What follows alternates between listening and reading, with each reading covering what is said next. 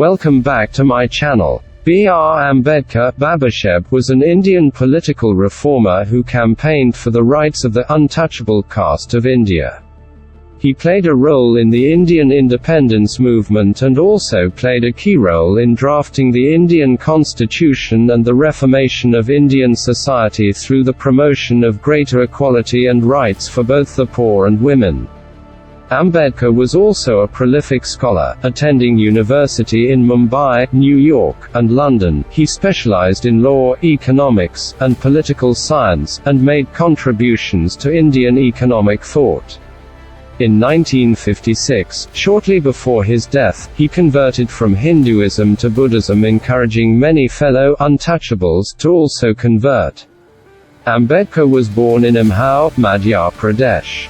He was the 14th child of Ramji Ambedkar, who was a subedar officer in the British Indian Army. His family was ranked as a Dalit untouchable caste. At the time of his birth, those born in the Mahar caste were subject to great discrimination, with limited education and employment prospects. They were not allowed to share public water provisions and often suffered very low standards of living, health, and poor accommodation. The Mahars are mainly found in Maharashtra and comprise around 10% of the population. However, as an officer in the British Indian Army, his father lobbied for his children to be allowed to go to school. Ambedkar was allowed to attend, but because of great opposition from Brahmins and other upper classes, the untouchables were segregated and often not allowed in the classroom. In his later writing, No Peon, No Water, Ambedkar later explained how he was not allowed to take water, without the school peon person to do manual labor. It was an example of the discrimination and exclusion that untouchables often faced. However, his father was ambitious for his children and encouraged him to read both the Hindu classics and other literature to further their education. The discrimination and segregation of being born into the Mahar caste had a lasting influence on Ambedkar's outlook on Indian society and political life. In 1896 his mother died, and he was raised by the paternal aunt in difficult financial circumstances. Of his 13 brothers and sisters, only Ambedkar succeeded in graduating to high school. It was quite a rarity for his Mahar caste. In 1897, he became the only untouchable to be enrolled in Bombay High School. In 1907, he became the first untouchable to enter an affiliated college of the University of Bombay. This achievement was widely celebrated by his Mahar caste and was given a public ceremony. This ceremony occurred despite Ambedkar's father refusing to give permission, arguing such a celebration would go to the young boy's head. As was the custom, in 1906, he was arranged to be married to a 9-year-old girl, Ramabai.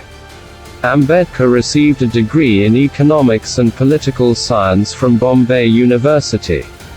As a talented scholar, in 1913, he gained a Baroda State Scholarship to study at Columbia University, New York.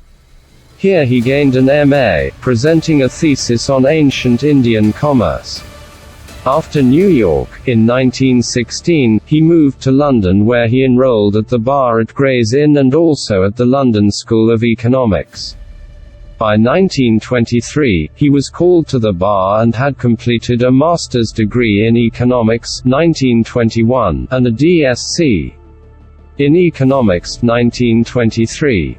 Ambedkar was a professional economist until 1921. He wrote an influential paper to the Hilton Young Commission which formed the basis of the Reserve Bank of India, RBI. In his 1923 The Problems of Rupee, Its Origins and Solution, he studied the importance of price stability to the value of the rupee. He also investigated how the Indian economy could successfully develop. In 1917, he had to return to India to serve in the Baroda state military. However, his military career didn't last very long. He quit and found work as a private tutor. He also tried to set up an investment consulting business, but soon lost clients when they found out about his untouchable status. In 1918, he became professor of political economy at the Sydenham College in Bombay. He also went on to serve as a lawyer.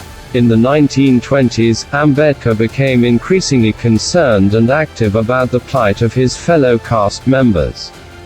He became a high-profile figure within Indian politics.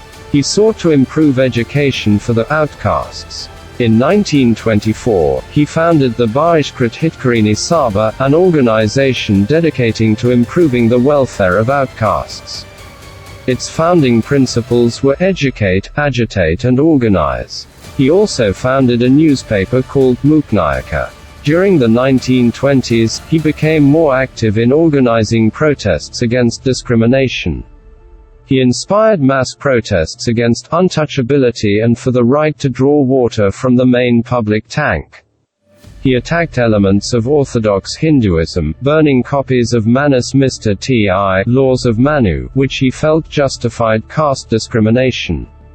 Ambedkar, Political Science for Civil Services Main Examination, 2010. He also campaigned for untouchables to be given admission to Hindu temples.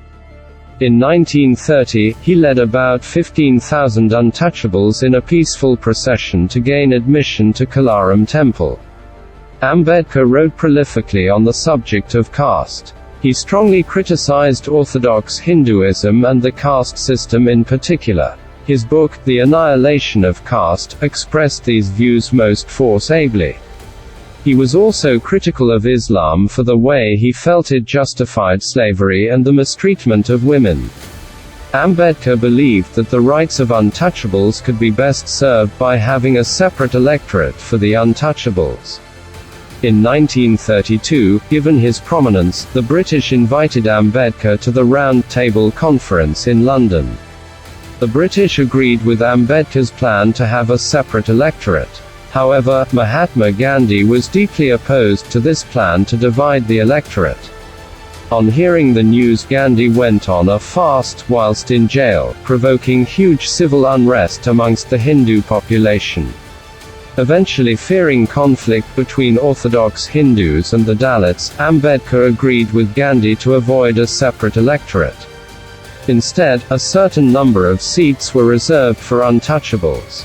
This was known as the Pune Pact and drew Gandhi and Ambedkar closer politically. Though tensions between the two still remained. Ambedkar wanted independence, but he gave equal weight to the amelioration of the untouchables and other marginalized groups in society. In 1937, he formed the Independent Labour Party to represent the untouchables in elections. They gained local success in the 1937 elections but fared less well in the 1947 elections. Constitution of India. In 1947, after India's independence, he was invited by the Congress government to play a significant role in drafting India's new constitution. He was appointed chairman of the Constituent Drafting Committee. He was also appointed First Law Minister. Ambedkar prepared a constitution that protected a wide range of civil liberties for both the poor and women. Article 17 outlawed the practice of untouchability. The constitution also included affirmative action to reserve jobs for people from scheduled castes. The constitution was adopted in 1949. Ambedkar was brought up in Hindu culture and studied Hindu texts. However, he was critical of the caste aspect of Hinduism and frequently talked about his desire to leave his religion and encouraged others to do the same. For a while he considered Sikhism. But, in October 1956, he announced his formal intention to convert to Buddhism. He studied Buddhism throughout his life and in the 1950s spent more time studying Buddhism, traveling to Sri Lanka, and attending Buddhist conferences. After his conversion, he oversaw the conversion of 500,000 of his followers to the Buddhist religion. It was one of the biggest mass conversions in India. He founded the Buddhist Society of India and has helped to revitalize Buddhism within India, the land of its birth. Shortly after his conversion to Buddhism, he died in his sleep on 6 December 1956 at his home in Delhi. He suffered from diabetes and stress-related illness. He was given a Buddhist cremation, and over 500,000 people came to pay their respects. Ambedkar left a powerful legacy for Indian culture, politics, and society. His drafting of the Indian Constitution placed great emphasis on equal rights and the overcoming of discrimination. His criticism of Hinduism has made him a controversial figure. But, in 2012, he was voted the greatest Indian by a national poll organized by History TV 18 and CNN IBN. He gained nearly 20 million votes. He has also received praise for his economic work. Nobel Prize winner Amartya Sen said that his contribution in the field of economics is marvelous and will be remembered forever. Thanks for watching. Comment your thoughts and subscribe for more.